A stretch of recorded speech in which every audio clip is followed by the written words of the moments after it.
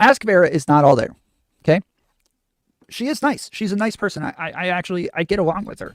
But I've literally listened to Ask Vera argue that being consistent in your logic is not actually valuable. And this is a white supremacist talking point. This is something that white philosophers just made up one day. They all just sat around looking at each other and they're like, you know what'll really get the blacks? If we tell them that being consistent in their logic was a good thing. Yeah, that'll get them. Oh, the blacks are going to hate that one. Can't wait till they find out we want them to be consistent in their logic. This is a great plan. I can't imagine like what I tried my best to like find anywhere where this says like anywhere even online. There's a lot of freaking stuff online. Like there's freaking crazy crap everywhere, right? But I heard her say this on a live stream with Aiko one day. And it blew my mind. So I started asking like all of my philosophy friends. None of them had ever heard of anything like this. So then I started like scouring the internet trying to find anybody else who had this opinion or who had heard of this or who like, you know, to find out where this came from. Nothing. Nowhere.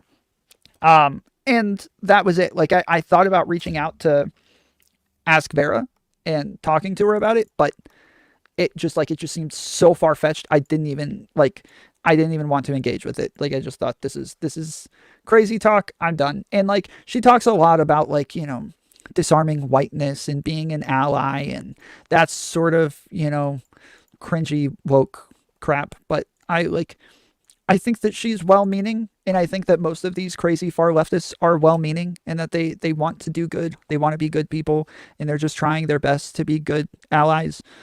But no, that's stupid.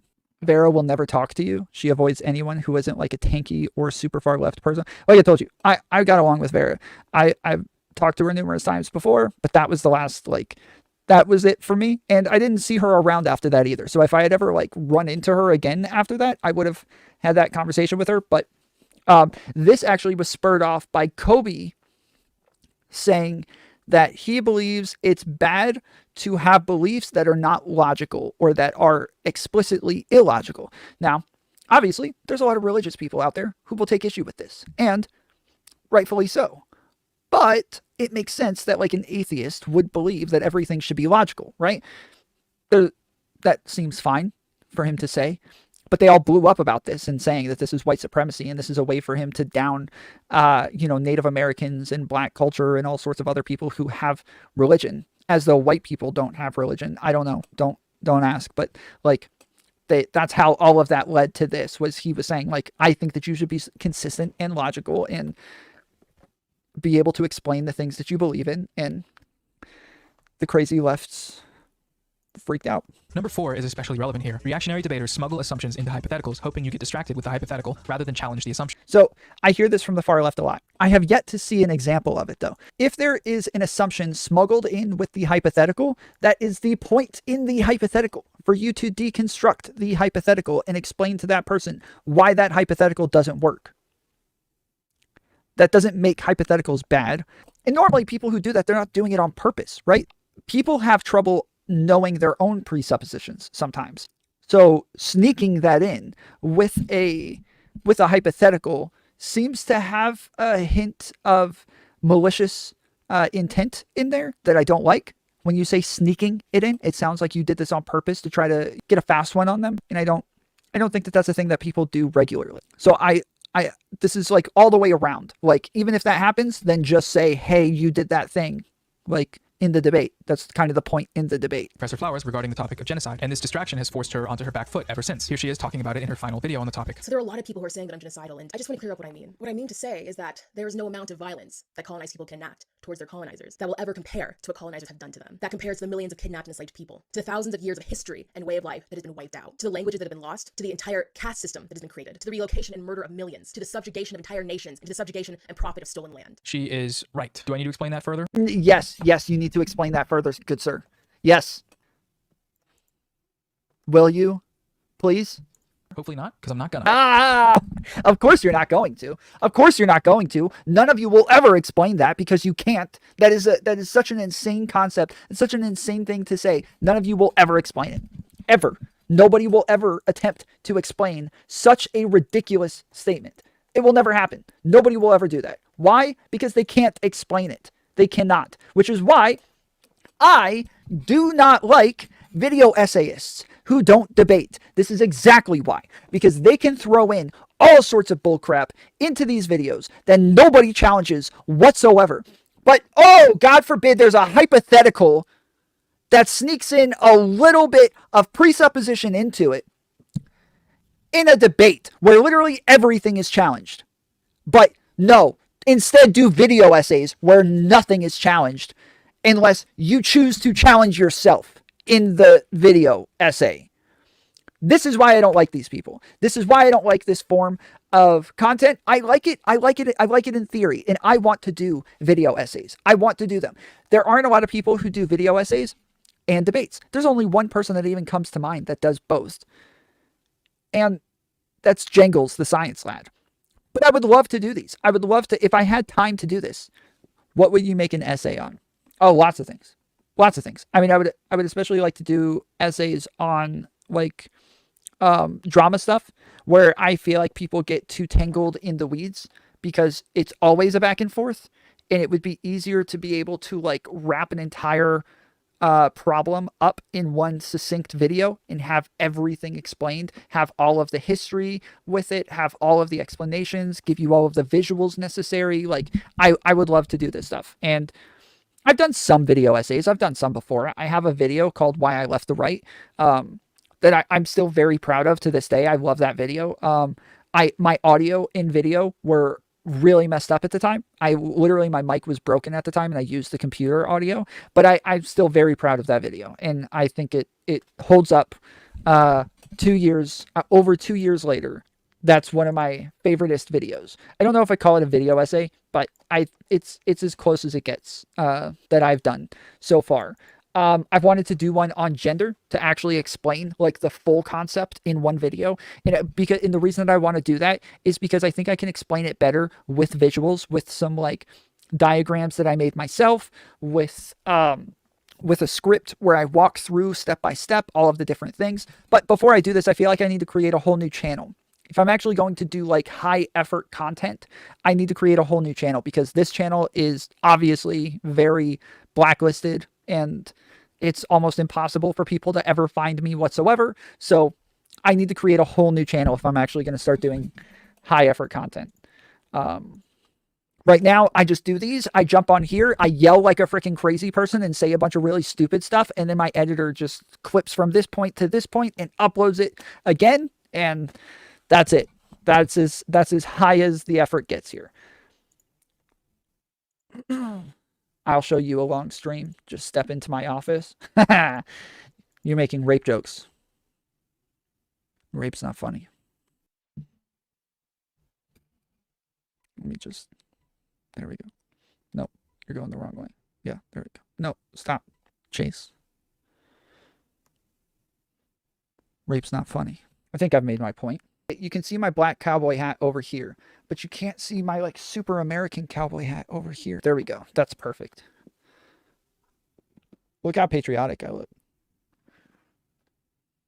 All right, you guys quit screwing around.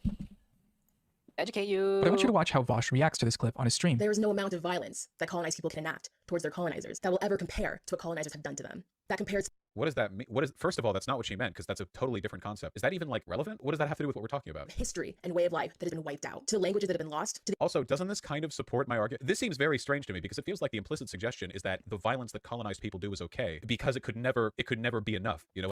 Yes, it literally, it was thrown in there so randomly. I remember when we went over this and I was like, I kept saying, I'm like, guys, this is like the most random thing for her to start talking about in this moment. This is just dog whistling. That's all this is. This is her saying, guys, I know I'm saying a lot of like giving a lot of apologetics to look like the good guy for a little bit so that I stop the harassment. But let me just take a moment to remind everybody that I love genocide, that I am super pro genocide, that I want all the genocides to happen to the white colonizers. Okay.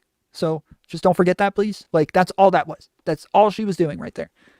what I mean? So Professor Flowers says these things cannot be compared, and attempting to do so downplays this very real history of oppression. Again, an objectively true statement. And to this, Vosh responds, you claim to not want to do white genocide, yet you cite historical oppression, which could be used to justify white genocide. Huh, curious. Very curious indeed. Checkmate, Nazi. So, this is racist, right? Am I allowed to say that yet? What? It's racist? What? How is that? How did he even come to that conclusion? Can I hear that logic again? So Professor Flowers says these things cannot be compared, and attempting to do so downplays this very real history of oppression. Again, an objectively true statement. And to this, Vosh responds, you claim to not want to do white genocide, yet you cite historical oppression, which could be used to justify white genocide. Huh, curious. Very curious indeed. Checkmate, Nazi. So, this is racist, right? Am I allowed to say that yet? I think what Where was the racism? He didn't, nothing in there had anything to do with racism, okay? Now, literally everything that he said, that was like his version of Vosh, right? The curious whole thing. This is literally what we say to Nazis. Like, that whole thing is like, oh, this is what Nazis are. This is what Nazis want. They believe that white people are being genocided, that like, because there has been oppression towards these other people, that now they're all going to want to come back and genocide the white people, and that they have all of these grievances against us to where like anything is justified now, and we have to go ahead and start protecting ourselves. She is literally saying all of the things. She's saying all of the things that I'm like, bro, nobody freaking says that, dude. Nobody believes that. What are you talking about? Professor Flowers like, oh, wait, no, I believe that. I believe that. I think we can genocide all of you guys, actually, and it would all be justified, actually. Yes, that's something that I want to do. Yes. Don't forget about me, please. I definitely want to do that. I freaking hate that chick, dude. Our resident critical race theory scholar, Xander Hall, elaborates here. I'm gonna say this right now. I'm gonna call it out. When people say woke genocide to refer to like the black separatist stuff, it's kind of racist. I'm gonna be honest here, because it's not woke. All you're doing is putting woke before something that has to do with brown people, because it has to do with brown people. It's not woke. There's nothing about what Professor Flowers or Black Hammer or any of these people advocate for that is woke. Being woke is advocating for integration and cooperation. Okay, a multicultural, multi-ethnic, multiracial movement to fight against the systems of oppression in this country. That a certain percent, Oh my goodness. Gary! Damn it! Where is Gary? Gary is sucking, dude. Gary is not doing a good job. Good faith Gary needs to show up a little bit more often. This is freaking bullcrap, dude. Where did this come from? Where did this come from? Nothing he just said had anything to do with colorblindness. I freaking... Okay, I'm going back in. woke. Segregation, even if it's, well, we're black people and we want segregation. That is not woke. Just because brown people are doing it doesn't make it woke. Oh, that's just great stuff. We love it. Leftism is when reverse racism is the scariest thing you can think of. Mom, can you pick me up, please? They're not being colorblind. There's a good clip from the YouTuber Bad Empanada that explains how ridiculous it is to try to make this comparison. So imagine a different world where white people did all the same thing and the black people were more radical and they were like, you know, we want you guys to get... This is, seriously, this guy is literally trying to quote all of the worst people here. He is literally trying to quote and defend all of the worst human beings on the internet. This has to be a meme at this point, right? He's kidding, right? We're going to find out. That's why this video is so important, so popular, right? We're going to find out. No, because Vosh debated him. I was thinking for a second, like, we're going to find out this is all a joke at the end. That's why this is so popular. This is why everybody's loving this video. Is that, well, I guess everybody hates this video, but yeah. Wow. Bad empanada, huh? Okay. Get out of here. You know, we're not just going to forgive you for centuries and centuries of oppression, for enforcing apartheid upon us for 100 years. We want you gone. Would that be the same thing as Nazism? No. Not even fucking close, man. Truly unbelievable. And do I think that would be an ideal solution? Also no. Is that what I would want? Also no. Can I understand it? Absolutely, yes. Did you really just cite that? Wait, no, I can understand Nazism. Seriously? Yeah. Like, I can understand Nazism. I can understand that. I can empathize with that thought process. I can understand how they come to these conclusions. I think it makes sense. I think it's dumb. I think it's like they have a lot of incorrect information in there. It's not sound logic, but I understand it. I can get that. Like, that's something that I can understand, and I feel that, right? But is that my ideal solution? Is that what I want? Is that something I'm on board with? No, of course not. Like, same thing he just said. But with Nazis, like, they didn't prove any sort of point. This just still sounds like Nazis. Bad Empanada in your video? Looks like you've lost me. That guy is a bad person. Everybody knows that. Me citing a clip of Bad Empanada saying something that's objectively true is not an endorsement of everything that he's done on the internet. Please stop being a fucking baby. Just look at the meme, okay? Look at the meme. Oh, that's right. Yeah. That's really... I so badly. I don't know. I feel like it's pretty obvious. I could say like, hey, me just like, showing some quotes from Hitler's not me endorsing Hitler. Okay, stop being a baby, dude. Like I'm just saying, he just said some good stuff sometimes. So I put up his videos and quotes and do Heil Hitler's, but that's it. He's right. Either you can find other people saying the same things to where you don't need to quote Hitler when he just sometimes says good things. Or you can just say it yourself. Put it into your own words and just say it. You think it's true. You agree with it. These are now your ideas, so say them. Why do you have to put Bad Empanada up on the screen to say it himself? Why? You're not stealing anything from him. Hey, there's an extremely relevant video that I'd like to plug here. Debate Me, How to Know Things on YouTube, from Scottish neoliberalism understander John the Duncan. Please go watch this, especially if you watch Vosh. Sorry, John, just have to send them your way, but the debate bro deprogramming industrial complex has to start somewhere, and your two videos will be our foundational texts. But this one addresses many core issues of online debate culture, one of them being how knowledge is created in these spaces and how it's hard to send them there. He's got 23,000 views. this knowledge gathered through the act of debate is often held supreme above all other forms, and how this is maybe not the best thing for the left. I think the issue with this proliferation of debate is that it further embedded the idea that debate is a legitimate way of finding out whether something is correct and true. This is another example of YouTube's structures influencing how knowledge is produced. The platform encourages certain types of content, which then impacts how both viewers and other content creators view knowledge creation. And I feel like these are all straw men. So like, debate in and of itself is not the way to find out if something is true. It is a way to legitimize your beliefs and to test them, right? But just because I win a debate doesn't mean I come out like, oh, they're objectively true now. You guys see that? I won the debate. My beliefs are objectively true now. They're fact. Because I won. That's not a thing that people do. This is a straw man. They keep doing this over and over. Like, people think that you can go and just debate and now you know all the things. I don't know what accent that was. I have absolutely no idea, but like it was Russian and in something else mixed. But the point is that nobody believes that like just debating is how you find truth. There's also logic. There's also like studying. There's also history. There's all sorts of things that we do to try to find truth. And then we also use debate to test what it is that we believe is true up against what somebody else believes is true, or just have somebody else tear down your ideas with a positive and negative debate style. That is what most people are thinking of when they're doing the debate thing, but they're not saying, if I win this, this is now objectively true. That's not a thing that happens. Tom's famous Eastern European Hawaiian accent.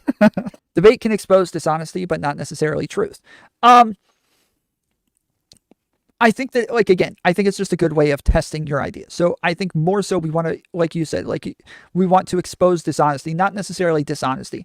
Like dishonesty is one of the things, but we like more so we want to find flaws in our logic. Yeah, we just want to find flaws in our logic. That's it. That's the point in debate, is to see if somebody can find flaws in our logic.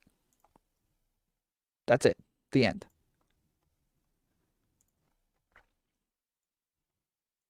I don't know why you guys are all still here. That's the end of my sentence.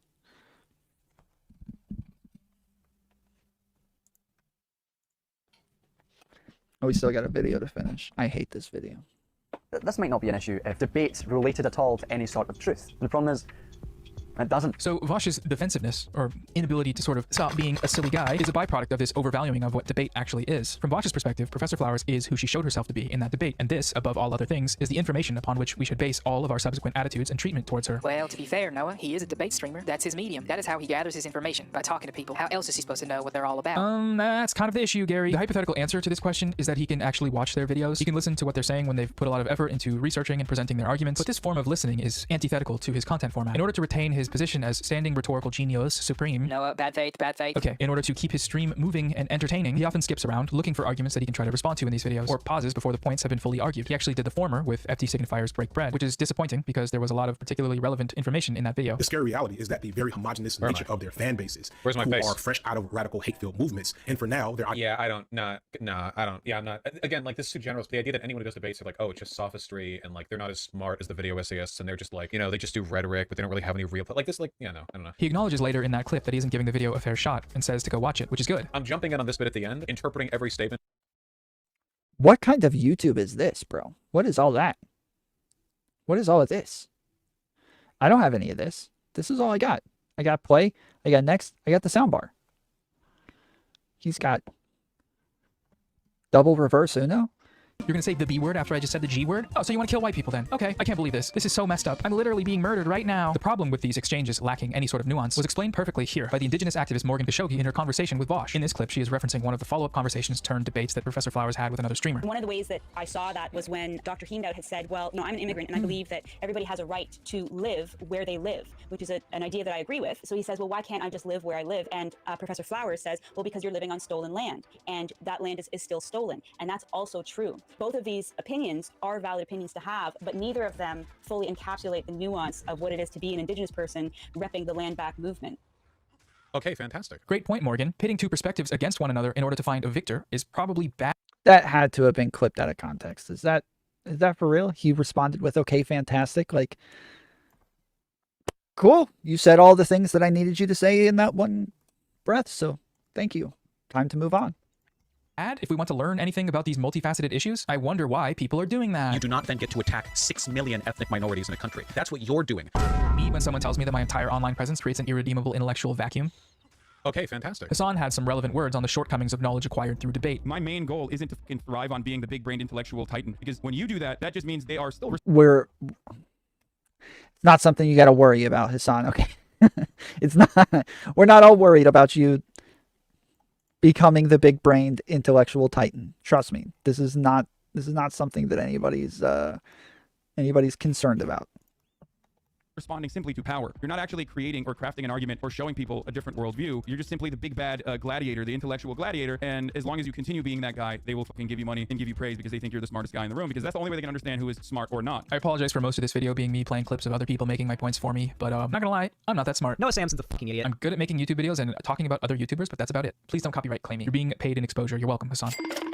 This is what people mean when they talk about how debate streams are all about winning and domination. Vosh beat Professor Flowers in this debate. He won. He proved to the cheering Coliseum crowd that she is the bad, dumb lady, and he is the good, smart guy. That's how it will exist in his mind and the minds of his audience of hundreds of thousands of people until, well, forever, it seems like. Far smarter people than me have tried to explain why this shit is ridiculous and reinforces white supremacy online, but none have prevailed. The debate zone might just be an impenetrable bubble of stupidity. Hey. Okay, that one was a bit harsh. Thank you. The debate zone is definitely not an impenetrable bubble of stupidity. Is that sarcasm? Nope. All right, carry on. I've seen that Vosh is capable of having fruitful conversations with other leftists in the past. One great example is his talk with YouTuber and... Interesting. Gary's autistic. Has trouble recognizing sarcasm.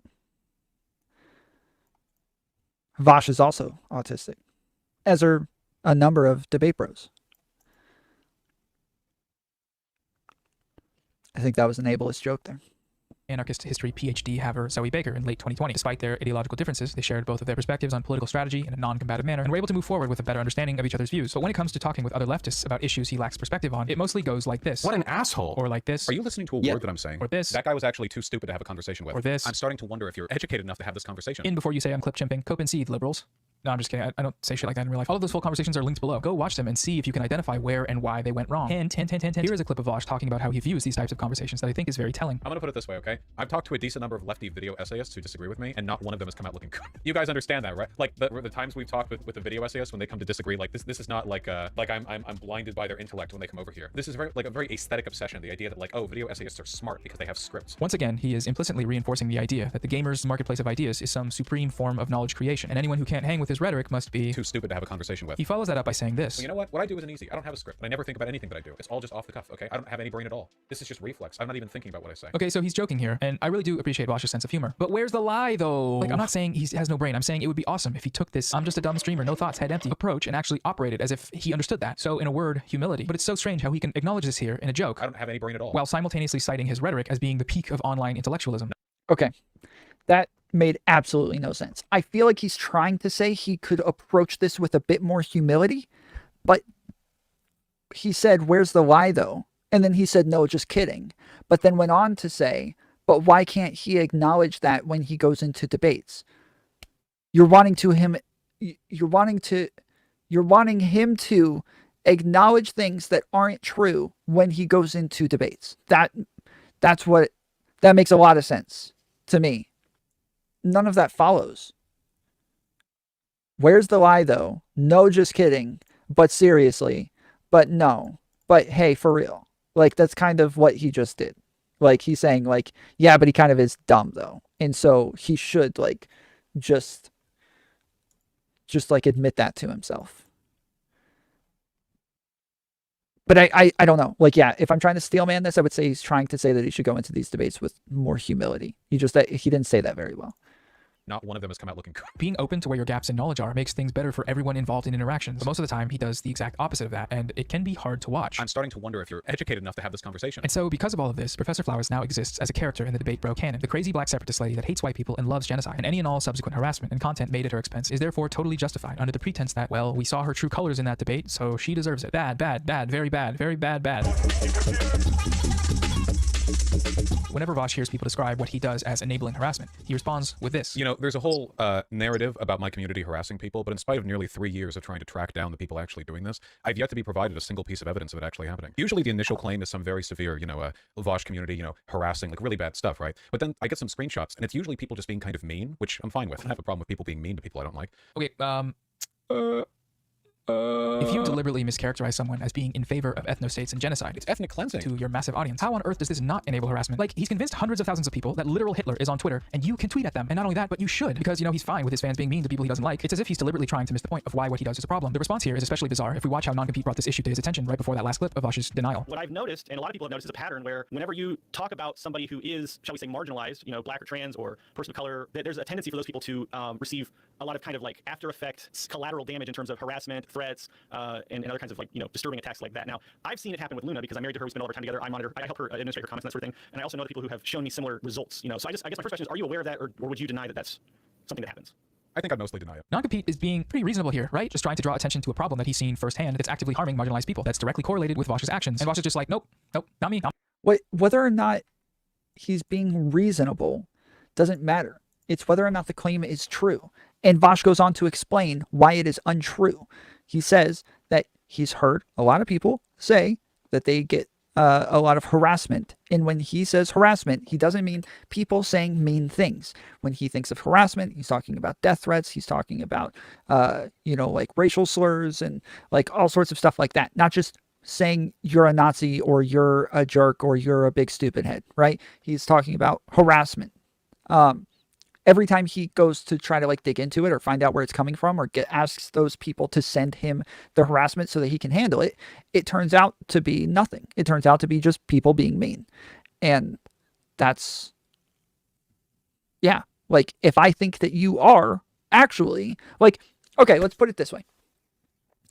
Those leftists, if we ask them, hey, are you guys super nice to Nazis online? Like if your audience was out like being really mean to Nazis online and calling them Nazis. And they like Richard Spencer messages you and he's like, hey guys, I just wanted to let you know you got a lot of big meanies in your chat and they're saying things to me that hurt my feelings. Would you do something about this? Would you try to stop that? Would you be like, bad chat, going after Nazis again? What did I tell you about this? No, you wouldn't do that. No, you wouldn't do that. You wouldn't care at all. You wouldn't give a crap. You would pat your freaking your chatters on the back. You would be happy about it, right? Like you wouldn't care. It's the same because Vosh does believe that Professor Flowers is a genocidal maniac, that she actually is comparable to an actual Nazi. So when you say, do you not realize that you calling her a Nazi makes people be mean to her? I don't feel as though you're actually like accepting the totality of the scenario when you're saying these sorts of things. It's really weird that you leave out like a big chunk of that. When Vosh came on here to debate if he was racist, his fans were pretty chill. Yeah, well, his fans were great. So yeah, and it's been the same every time I've had Vosh on, every time I've had Destiny on, every time I've had Demon Mama or like any of these people on. All of their people are super cool. It's only when I engage with like politically provoked or something like that that I actually have those problems at all. But I could imagine, but when I did a video about Professor Flowers, I got a bunch of people in my comments saying some freaking messed up stuff from the far left, not Nazis. Like not the far right Nazis, at least. We got the far left Nazis. We got the black separatists in my comments saying some messed up stuff. And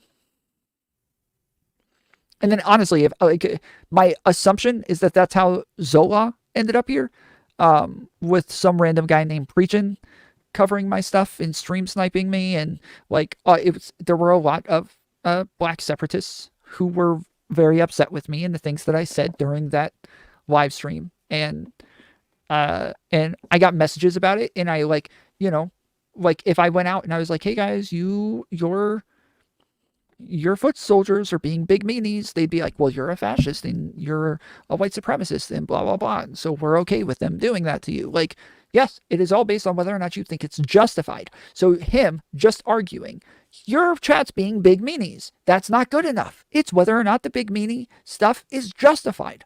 That's what we care about. You need to make an argument to say this is not even justified. Now, to be fair, I think he feels as though he already did that. He went over the Professor Flowers stuff. He went over the Luna Oi stuff. He went over the non-compete stuff. He went over all of these stuffs earlier. So then now he can say, so obviously it's unjustified, so he should get them to stop being big meanies. I don't think anybody's buying that. Debate streamers in prison. God damn it. That's satire, by the way. Abolish the prison industrial complex.